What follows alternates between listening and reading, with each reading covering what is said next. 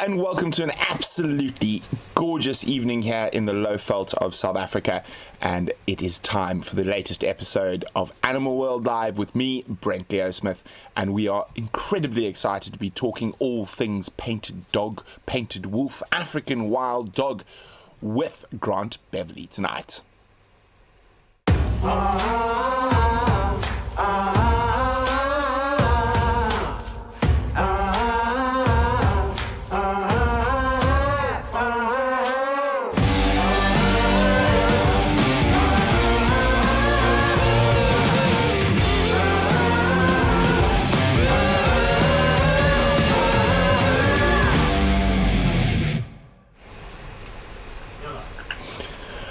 Hello and welcome, and as you guys are going to get used to, we're going to do a little bit more with Animal World Live, and as I hope everyone knows now, it's going to be coming to you 3 times a week while everyone is stuck at home, and hopefully going to be able to join us on these epic little adventures into the African bush and discussing some of the more serious conservation issues that happened.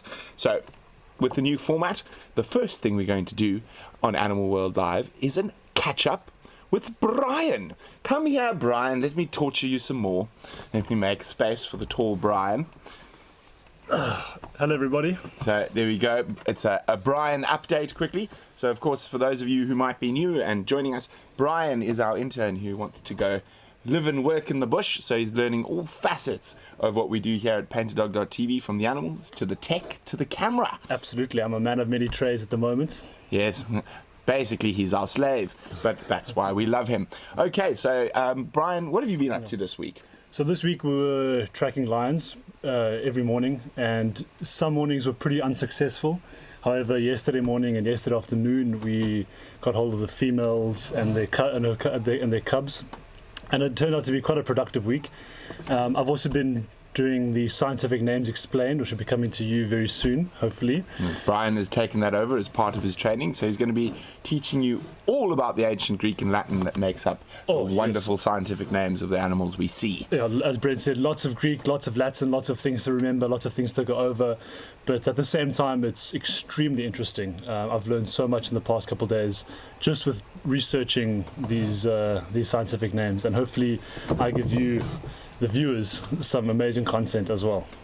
So, who's it? Noel? So, did you get a haircut, Brian? I didn't know well. He just brushed it. I just brushed it, made it wet, and combed it to the side. Aegis Hyena would like to know, have you been introduced to the insanity that is Taylor McCurdy and Tristan? Yes, and Ali? Yes, I have. I've been introduced to that trio a lot. Great people, wonderful people, and hopefully I'll spend a bit more time with them. But yes, I know them well now. Michael Fleetwood wants to know, how difficult is it to remember the scientific names? In the beginning, Michael... We're going to test them shortly. In the beginning it was difficult because I wasn't used to pronouncing Greek and the Latin words.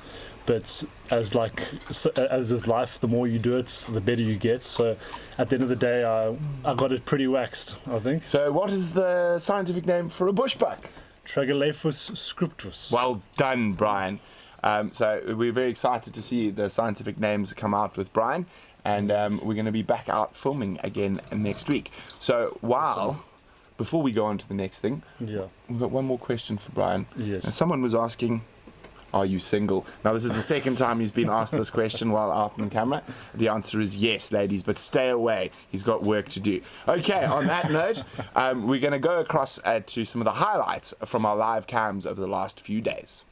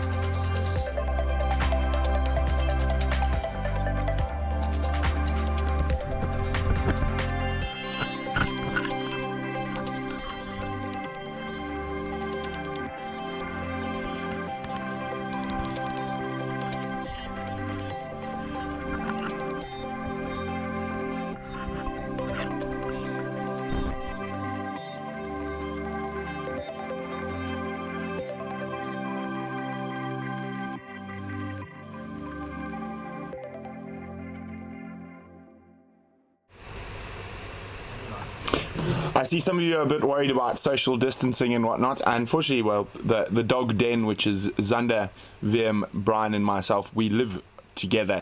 So the social distancing is not going to work here. However, due to the coronavirus and how serious it is throughout the world, we are actually practicing social distancing today. And our very special guest, who you used to seeing sitting right next to me, Grant Beverley from the Endangered Wildlife Trust, is going to be joining us over Skype. So I'm going to have two earphones in my... I've got Wium and I've got Grant now, which you should be able to hear. So this is the first time we're doing this, so I hope everyone is ready. Okay, hi. Grant, can you hear us? I can hear you loud and clear. Can you hear me? Yes, we can hear Grant loud and clear. Isn't this wonderful?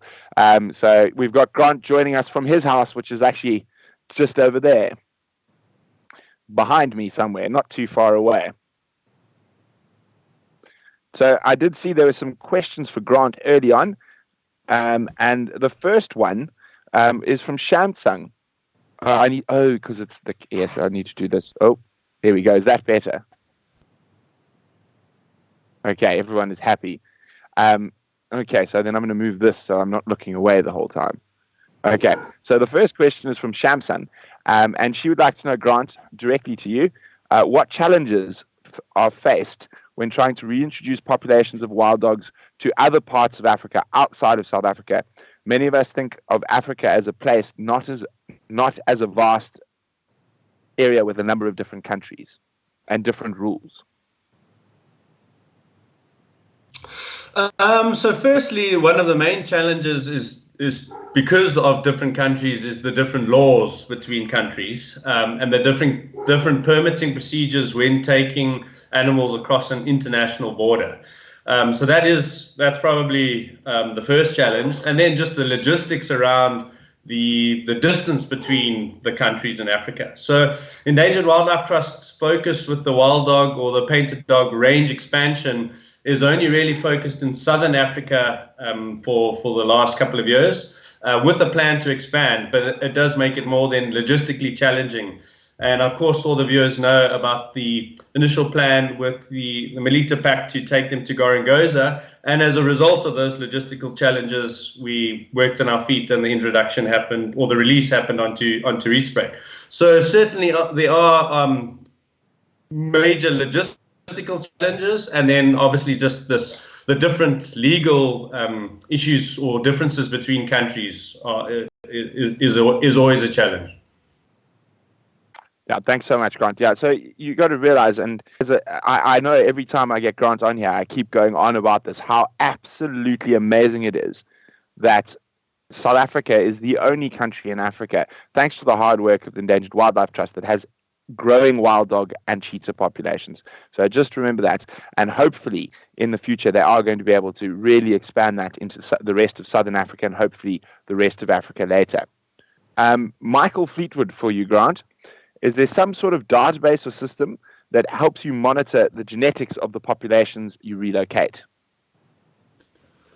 The database, it's not done manually, it's done physically by us. So every time a dog is relocated to a new reserve, the genetic history of that pack or that individual group that's then bonded is recorded when the individuals are darted before transport. So yes, there is, but it's not updated on a continual basis for new pups that are born, for example, in the new reserve or in a new population. But every time a new introduction has to take place, then those genetics are looked at. And there's then obviously a database from all the historical relocations and translocations, where we keep record of what the genetic makeup of each pack is once they get introduced into a new reserve. So, Michael, I hope that helps. Now, we had a very interesting question, and it actually came off the back of the Jackal release we did not so long ago. Grant, I actually sent it through to Grant, and I apologize, I can't remember who sent it to us, but it was someone who is in South Africa.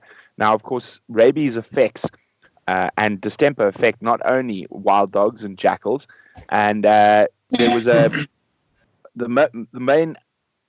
main part of the question was, was rabies and distemper the main sort of decimation of both dogs and other canids in the wild canids, and were domestic dogs or proximity of domestic dogs the main cause of the distemper and rabies outbreaks we faced in the last 4 or 5 years?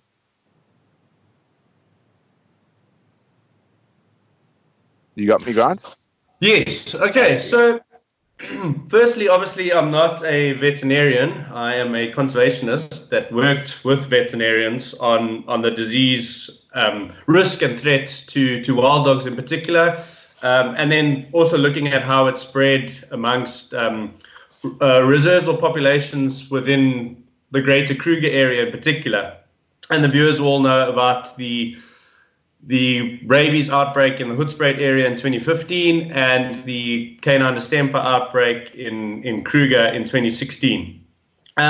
So firstly, to answer the first question in terms of distemper and rabies decimating wild dog populations, it's caused declines in a number of isolated populations across Africa, in East Africa, in wild dogs and lions, and then in isolated populations within Southern Africa, or within South Africa, within the meta population. So like the population in Hoedspruit, that pack was wiped out by rabies. Then there was also distemper and rabies outbreaks in other reserves at the same time in Tshishluwe-Mfolozi down in KwaZulu-Natal, in Twalu, Kalahari Reserve, in Kamup in the Kalahari. So it's incredibly widespread, but it doesn't decimate large, stable populations like Kruger National Park. There's obviously potential to spread amongst the wild dog population because they're such social carnivores. But it really deals with the density and distribution of hosts of domestic dogs. So along the western boundary of Kruger National Park, where rabies actually only came into the system again in 2008. It came back into the Lowveld system up through Swaziland from domestic dogs. And in terms of the density of domestic dogs outside the western boundary of Kruger, that really what the main concern is, and that proximity of those domestic dogs to the wild populations in reserves like Kruger National Park. So there's millions of dogs on this hard boundary between the communities or reserves. Communities and reserves, and the movement of the feral domestic dogs into protected areas has shown to increase the likelihood of rabies spreading. So some research that was done by a friend and ex-colleague of mine in Sabi Sands looked at the rate of spread of rabies from feral domestic dogs moving into Sabi Sands. And of over 180 domestic dogs that were euthanized, over 75% of those dogs tested positive for rabies. So, and the density of domestic dogs is the concern, and that's really what it comes down to with jackal as well. Is that jackal populations, are, particularly outside of protected areas such as in Hoedspruit, can occur at incredibly high densities because they lack the interspecific species competition with other large carnivores that are high in the predator guild. So lion, leopard, hyena, which would suppress the jackal numbers. In an area where those animals are absent, jackal numbers increase. It also happens that jackal numbers increase in areas where there is a persecution of jackals. So direct persecution by people. So jackals as a carnivore are generally monogamous, so you'll have a territorial pair, a male and a female, that hold a territory. But if an individual within that pair gets persecuted, then the number of jackals in that area increase exponentially, which we've seen in South Africa in the Karoo and in livestock farming areas. And that increase in density of domestic dogs, or high density of domestic dogs and jackal, then can, when they're not vaccinated, increase the risk factor for other wild carnivores. The other question that was asked is around the feasibility of vaccinating domestic dogs. So it is done and it is feasible. It's just incredibly expensive and an incredibly vast area with over 2 million people within a very small area along the western boundary of Kruger, an estimate of over 10 million dogs in that area, which then have to be vaccinated every year. It's just an incredibly logistically challenging task to get to all those domestic dogs. But it has been successful internationally with wiping out rabies by vaccinating domestic dogs. So it is tangible, it is possible to vaccinate, but we would almost have to consider with the state veterinary departments and assistance from private vets of a sterilization campaign that runs parallel or in tandem with a vaccination campaign to try and sort of reduce the exponential growth in feral domestic dog numbers while at the same time. So a really interesting question. And then in terms of disease decimating populations like Kruger's population, it's important to note that less than 5% of mortalities are attributed to disease, where actual other anthropogenic factors, so direct persecution, and the main one within protected areas is snaring. Both inside and outside protected areas, snaring is increasingly having an effect on the wild dog population within the greater Kruger and in Africa as a whole. That's absolutely. I don't think anyone could have answered that question better. Thank you so much, Grant, for going into that detail. I think your question has been properly answered. Now, I saw one here from Ashlyn Rizzo, and Ashlyn would like to know how is the successful growth of the relocated populations measured and monitored of the wild dogs, of course? So, in most reserves, well, not most, in all reserves that they introduced to, there's a monitoring plan which is linked to a management plan of the reserve, and those dogs will always be fitted with a GPS satellite tracking collar so we can monitor the movements of the packs, and then the population demographics are monitored over time after that introduction takes place. And then even within the reserves, so like in Kruger National Park, for example, where Endangered Wildlife Trust has had an ongoing long-term monitoring project on wild dogs, even before the disease outbreak, just to monitor population statistics. That happens all the time. So we monitor the dogs, which is the simple answer. So even in introductions into Gorongosa, for example, we've monitored how many pups are born, what the survival rates of those pups are, what the survival rates of the adults are, what's happening. And that population, because it's so viable and there's such a high prey base, has increased to over 50 dogs after the first introduction. So we most certainly just monitor accurately using various tools to monitor the population success afterwards, which then goes into a continual database for the status of the species. So everyone's just asking how quickly yet. So we will be covering the Melita Pack a little bit later. We're going to take all the other questions first, and then we will discuss the Melita Pack, the pack that was released live with a lot of you watching not that long ago. But I see we've got another quite a good question here from Velma. Velma would like to know, what is your opinion of zoos and wild dog breeding programs? So historically, the introduction of wild dogs from domestic stock or from breeding campaigns were needed when the population in South Africa was not low enough, or it wasn't sustainable to use free roaming or wild dogs or wild painted dogs as a source. So there was a place for them in the past, but it's becoming increasingly evident that the success of introducing carnivores that are bred in captivity back into the wild is limited. And this is just from a conservation point of view of domestic or captive wild dogs in the wild, is that there's a limited use. There is some benefit, and then if we speak about the benefit of zoos from an education point of view, that can be argued, but specifically from a conservation point of view, introducing wild dogs that are bred in captivity into the wild is challenging, and it hasn't been very successful in the past.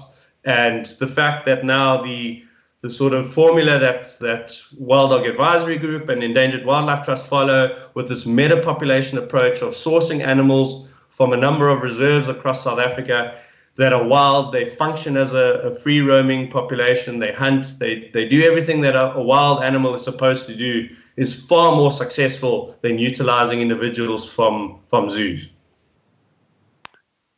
So thank you. Brightburn, no, sorry, not Brightburn. Brightburn's making jokes. Pam was wondering, since domestic dogs brought rabies into the area, is there regular inoculations? The government does provide free inoculations. However, you have to bring your dog to a certain point where the state vet will do it. However, a lot of people just aren't able to do that. But yes, there are inoculation procedures and whatnot that do happen in the rural communities. However, sometimes it is difficult for them to get to everyone. Now, as Grant was talking about, that only 5% of the mortalities actually come from disease like rabies or distemper. One of the biggest problems you face with an animal like a wild dog, which roams a massive area compared to your other carnivores such as lion or leopard, is actually snares. So Grant will actually chat to you a little bit more. And he's got the figures of how many snares they removed off dogs, etc. So it is quite interesting that snares, and these snares are not actually meant for the wild dogs. They're meant for impala, warthog, bush pig, other animals. So I'm going to let Grant chat to you about the snares, and actually that's one of the biggest problems in this area with the dogs.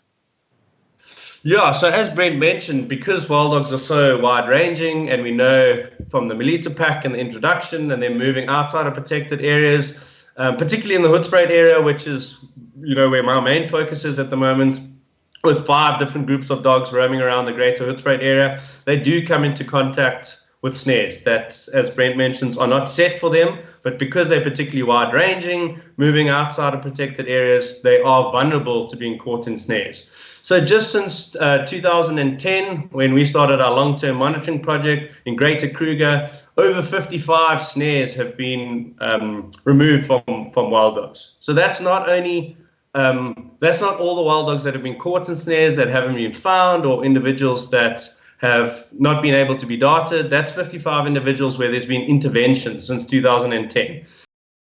And with the average of the Kruger population fluctuating around 250 to 300 individuals, that's a considerable amount of dogs that would have been affected if those snares weren't removed. So it really is detrimental to the population, where as many as 20% of the wild dog population as adults has been caught in snares over the last 10 years, which is an alarming figure, and something that really does need to be addressed. And then the global economic climate, which is affecting South Africa as well, is something that's difficult in a third world country, where it's driven by poverty and by demand for food.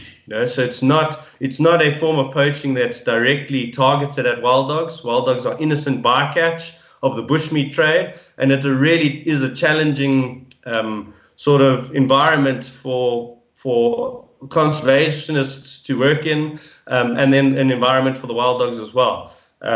It's just, snaring really is a challenging threat to wild dogs, which we strive to reduce it by removing snares. We obviously intervene because it's a human-induced threat to wild dogs. Whenever an individual is caught in snares, then those snares will be removed. And some of the pictures that I think Brent will be showing or will flick up through the program are individuals just within the Hoedspruit area over the last 2 weeks that have been snared. So it really is a challenge, and one of the biggest threats to wild dogs inside and outside of protected areas. So Chris, Grant is from the Endangered Wildlife Trust. They do absolutely fantastic work with lots of different species. Grant's focus is on the wild dogs, though, so that's why we're talking all things dogs today. And Brightburn would like to know how many dogs are in a pack. It's completely dependent on food availability and the different areas. They can be as small as 5 or 6 adults, maybe even 2, 3 adults would constitute a pack, all the way up. What's the largest pack you've seen in the Greater Kruger area, Grant? The largest pack that I've personally seen is 38 individuals. The largest pack ever recorded in Kruger National Park is 51 individuals. Isn't that absolutely incredible? Now, the biggest pack I've seen is probably also around 30, 35, somewhere around there in Botswana. and also in Tanzania. But I've never seen. Imagine seeing. I think I'd get too excited to see 50 wild dogs running around me. I wouldn't know where to look. Okay, guys. So we're going to move on now and chat a little bit about everyone. Well, us especially, since we have a very, very close connection to this pack of wild dogs, the Melita Pack. And I see Kurt Marks is watching. Unfortunately, Stephanie's at work, so she's not going to be able to watch, but she said she'll catch up a little bit later. And for those of you who don't know, we have Wium. Am I supposed to be saying this? Sorry, I'm panicking. I've got a white screen in front of me. Okay, don't stress. Okay, I'm not stressing. Oh, okay, there you go for it. As long as I thought something went wrong. Okay, Wium says all is well. So for those of you who don't know, Stephanie and Kurt, they actually sponsored $2,500 to the Melita Pack, and they got to name the pack. So we have been seeing some really great sightings of them. My dad in particular has been having some great sightings. We sometimes are a bit slow behind, and we're sitting with the lions when they pop up. But we have had some really great sightings of them playing with wildebeest and all sorts. And I heard today, if I check here carefully, that they made quite a big kill this morning. I think, what did they kill? Or they killed a kudu recently. So they're doing very well. Now, I saw quite a few people were asking whether they've had any males join. Unfortunately, not yet. There are some males in the area. Grant said some came quite close not too long ago. So hopefully one or two of those males will go across them. So Grant, apparently there were 24 dogs seen in the Sabi Sands at Djuma recently. And that's probably could be one of a couple of packs there.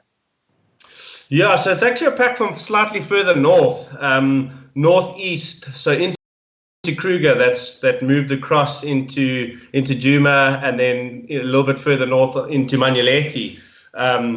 They'd moved through in the last couple of weeks. Large pack because of the large number of pups that they had last year. 18 pups were born in the pack last year. Wow, that's incredible. And what's the how many pups have survived to a year? I think 14 of the 18 pups have survived to a year. Now, that's incredible for dogs to be able to have kept that many of those puppies alive. So while you consider how difficult it is for a wild dog, all the challenges facing, disease, snares, lions, etc., we've got a lovely highlight package from the Melita Pack to show you.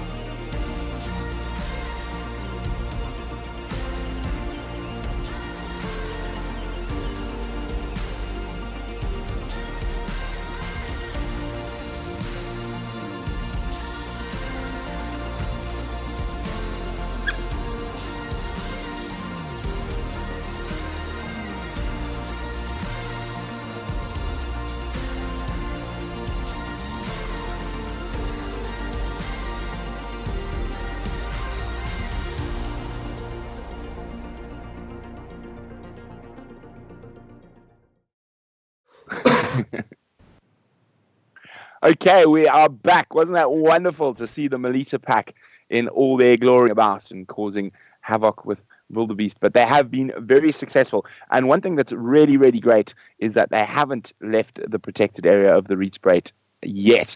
But we are hoping they manage to bring some boys back. But we are coming towards the end of this episode of Animal World Live. So we're going to take a couple of more questions for Grant. So if you've got anything really specific about wild dogs, because there's very few people in Africa who know as much about wild dogs as Grant. So let's get some questions through for Grant before we say good night. There we go. Here we go. We've got questions coming in. And while we're waiting for a question for Grant, I'm just going to answer a question from Chris Oden. So the only way to really stop the snares in the protected areas, the anti-poaching patrols will remove them when they find them. And when we do find a wild dog with with a snare, we actually call Grant, and then Grant will liaise with the local vets, etc., and that animal will be darted and the snare is removed. Excellent question by Michael Fleetwood. Once and if males join the Melita Pack, when can we expect them to start denning, and when will the first pups be born?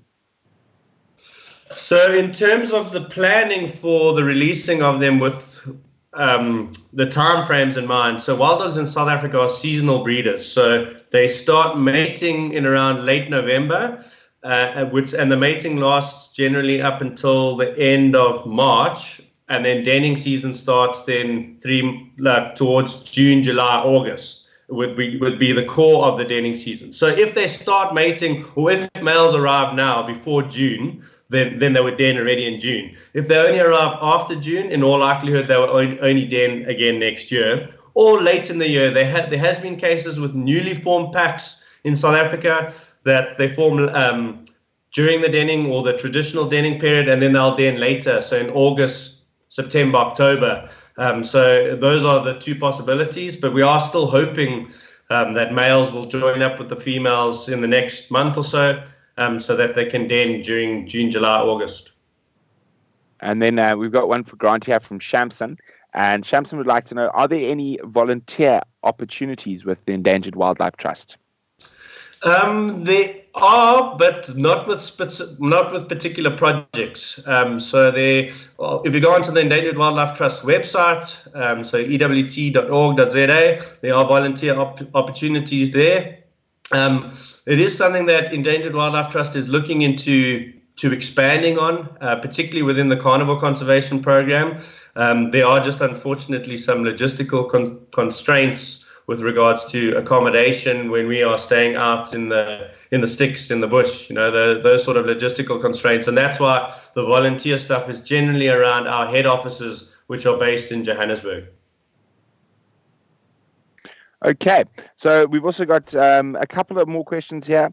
Brightburn, just a quick one for you. How do you donate to wild dog conservation? You go onto the Endangered Wildlife Trust's website, and all the information will be there. And then another one for Grant here.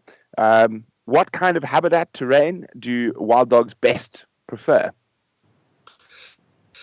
So I suppose in terms of biomes, savanna, so open grassland and open woodlands, but they were fairly widely distributed across most of sub-Saharan Africa, and even at high altitudes. On Mount Kilimanjaro, wild dogs even were seen going up Mount Kilimanjaro, but ideally open savanna, open grasslands, and then generally associated with drainage lines, particularly when they're hunting.